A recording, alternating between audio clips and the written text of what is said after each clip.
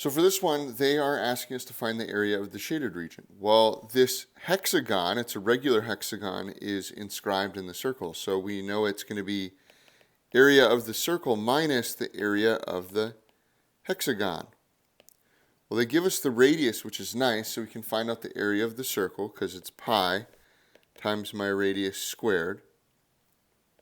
In the hexagon, I'm going to have to do a little bit more work. So what I'm going to do is I'm going to draw a quick picture up here. And so if that's 10 meters, I'm actually just going to draw this triangle right here. So right here, this gives me my radius of 10, a right angle, and it's a hexagon. So I know that I'm splitting it into 6 equal parts, and this is 60 degrees, and this will end up being 30 degrees.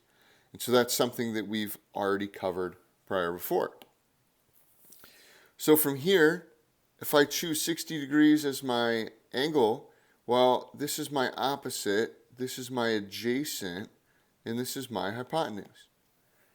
So from here, I can say that the sine of 60 degrees is equal to a over 10. So that allows me to solve for a. And then the cosine of 60 is equal to x over 10, which allows me to solve for x. And I know that my side length is just 2 times x. So this is just calculator here. So to solve for a, I do the sine of 60, multiply that by 10. So I get 8.66.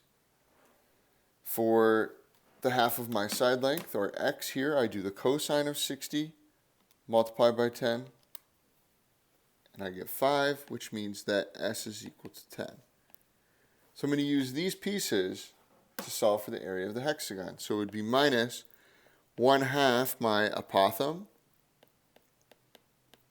times the number of sides times the side length.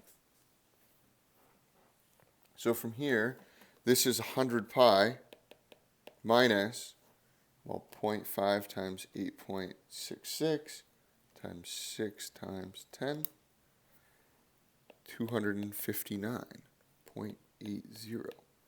Well, 100 pi, I can do that on my calculator. Subtract 259.80, and you end up with 54.36.